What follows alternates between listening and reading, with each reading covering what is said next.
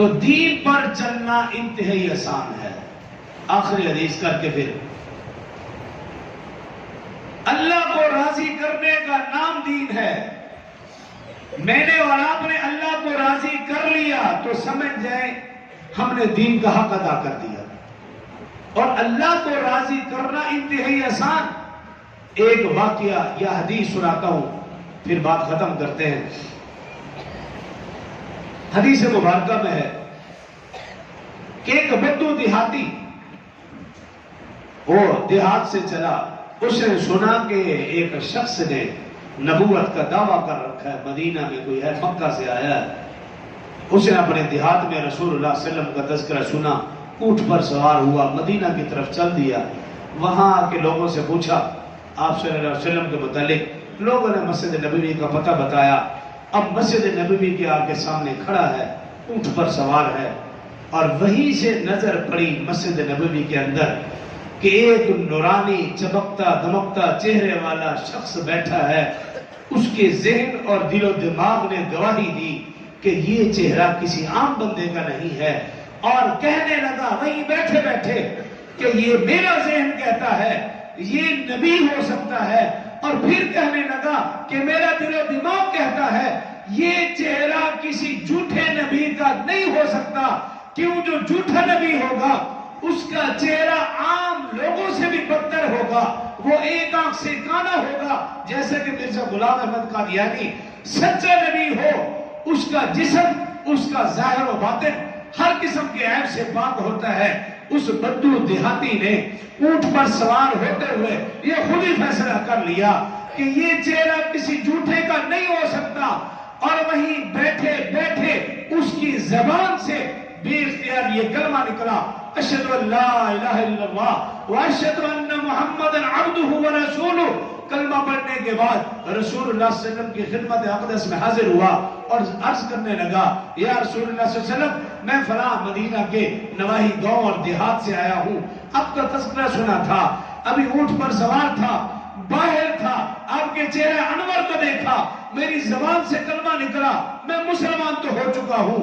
اب مجھے دین کی بنیادی باتیں, بنیادی احکامات اور آسان دین, ضروری دین مجھے بتا دیجئے تاکہ میں اس پر آسانی سے عمل کر کے جنت کا حقدار بن سکوں. اب یہ بات سننے کے قابل ہے اور عمل کرنے کے قابل ہے. رسول اللہ صلی اللہ علیہ وسلم نے اس دیہاتی سے کہا دن میں 5 نمازیں فرض ہیں. دین پر چلنا کتنا آسان ہے, اللہ کو راضی کرنا کتنا آسان ہے. کہ رسول اللہ صلی اللہ علیہ وسلم نے کیا فرمایا, دن میں 5 نمازیں فرض ہیں, اگر ہو سکے تو نفلی نمازوں کا بھی اہتمام کرنا. وہ دیہاتی عرض کرنے لگا یا رسول اللہ صلی اللہ علیہ وسلم پکا وعدہ, میں 5 روزانہ نماز ضرور پڑھوں گا لیکن نفلی نمازوں کا وعدہ نہیں کرتا, کام کا زیادہ ہے, پھر بکریاں چراتا ہوں.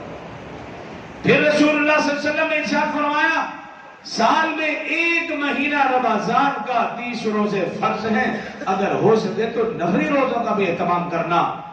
اس دیہاتی نے عرض کیا رسول اللہ صلی اللہ علیہ وسلم میرا پکا وعدہ رمضان کے 30 روزے ضرور رکھوں گا لیکن نفلی روزوں کا وعدہ نہیں کرتا.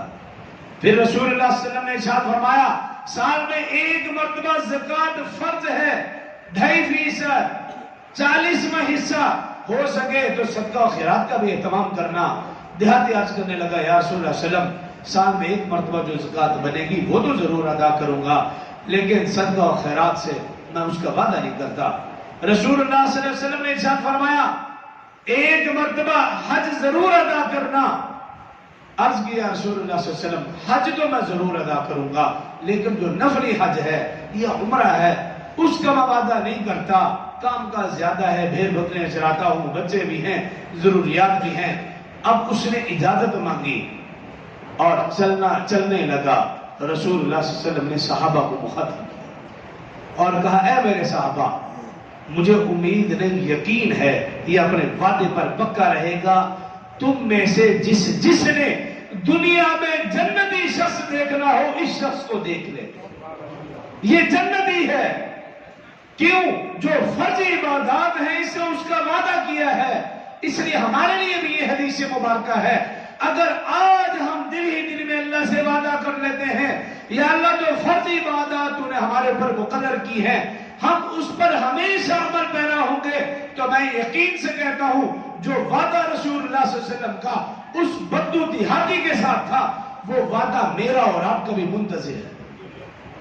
شرط یہی ہے کہ ہم پکا وعدہ کر لیں، لیکن ایسا نہ، وجہ کیا تھی کہ وہ دیہاتی سمجھتا تھا فرض کیا ہے اور نفل کیا ہے، اور میں اور آپ یہ سمجھتے نہیں۔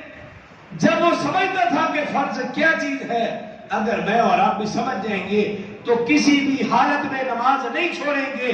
وہ سمجھتا تھا کہ نماز فرض ہے پنجگانہ، تو اگر ہم سمجھ جائیں گے کہ نماز پنجگانہ فرض ہے، ہم کسی بھی حالت میں نہیں چھوڑیں گے، کیونکہ یہ نماز معافی نہیں، ہاں رعایت ضرور ہے، کھڑے ہو کر نہیں، بیٹھ کر پڑھو، بیٹھ کر نہیں، لیٹ کر پڑھو، اشارہ سے پڑھو، پڑھو سے اس کی معافی نہیں۔